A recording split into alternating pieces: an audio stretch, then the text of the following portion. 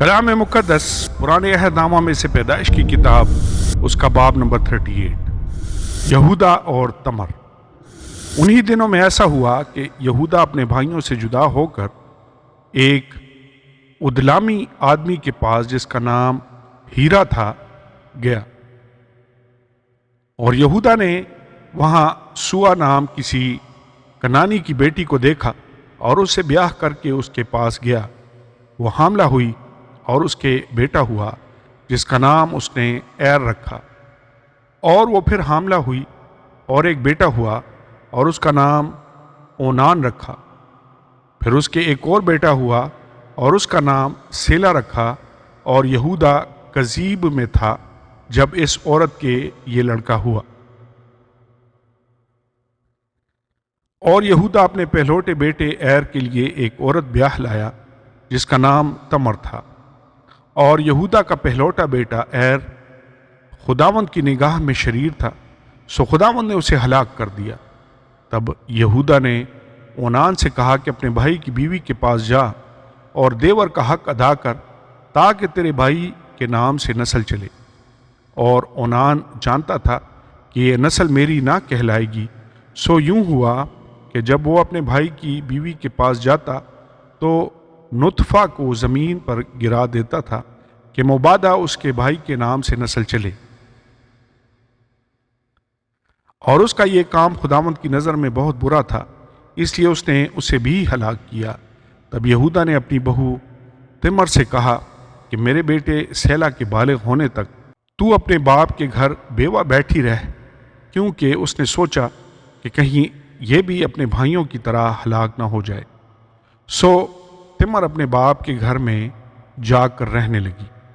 اور ایک عرصہ کے بعد ایسا ہوا کہ سوا کی بیٹی جو یہودا کی بیوی تھی مر گئی، اور جب یہودا کو اس کا غم بھولا تو وہ اپنے ادلامی دوست ہیرا کے ساتھ اپنی بھیڑوں کی پشم کے کترنے والوں کے پاس تمنت کو گیا۔ اور تمر کو یہ خبر ملی کہ تیرا خسر اپنی بھیڑوں کی پشم کترنے کے لیے تمنت کو جا رہا ہے۔ تب اس نے اپنے رنڈاپے کے کپڑوں کو اتار پھینکا اور برقع اوڑھا اور اپنے کو ڈھانکا، اور اینیم کے پھاٹک کے برابر جو تمنت کی راہ پر ہے جا بیٹھی، کیونکہ اس نے دیکھا کہ سیلا بالغ ہو گیا مگر یہ اس سے بیاہی نہیں گئی۔ یہودا اسے دیکھ کر سمجھا کہ کوئی کسبی ہے، کیونکہ اس نے اپنا منہ ڈھانک رکھا تھا۔ سو وہ راستہ سے اس کی طرف کو پھرا اور اس سے کہنے لگا کہ ذرا مجھے اپنے ساتھ مباشرت کر لینے دے، کیونکہ اسے بالکل نہیں معلوم تھا کہ وہ اس کی بہو ہے۔ اس نے کہا تو مجھے کیا دے گا تاکہ میرے ساتھ مباشرت کرے؟ اس نے کہا میں ریوڑ میں سے بکری کا ایک بچہ تجھے بھیج دوں گا۔ اس نے کہا اس کے بھیجنے تک تو میرے پاس کچھ رہن کر دے گا؟ اس نے کہا تجھے رہن کیا دوں؟ اس نے کہا اپنی مہر اور اپنا بازو بند اور اپنی لاٹھی جو تیرے ہاتھ میں ہے۔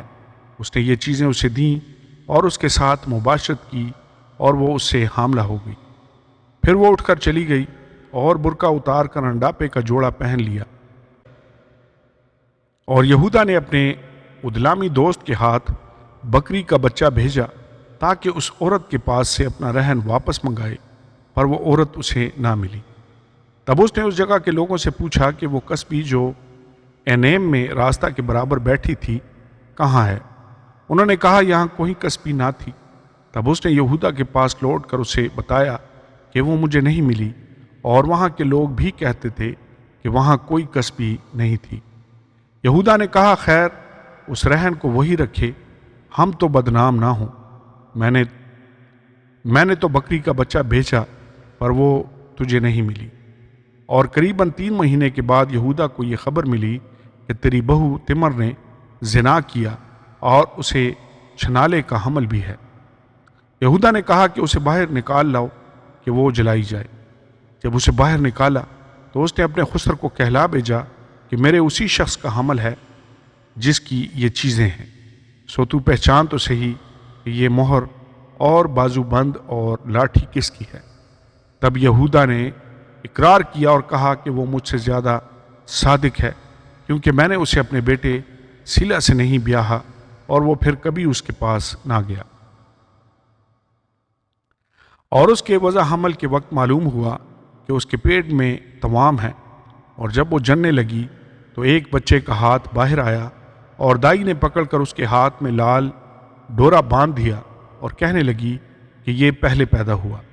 اور یوں ہوا کہ اس نے اپنا ہاتھ پھر کھینچ لیا، اتنے میں اس کا بھائی پیدا ہو گیا۔ تب وہ دائی بول اٹھی کہ تو کیسے زبردستی نکل پڑا، سو اس کا نام فارس رکھا گیا۔ پھر اس کا بھائی جس کے ہاتھ میں لال ڈورا بندھا تھا پیدا ہوا، اور اس کا نام زارہ رکھا گیا۔ آمین اور آمین۔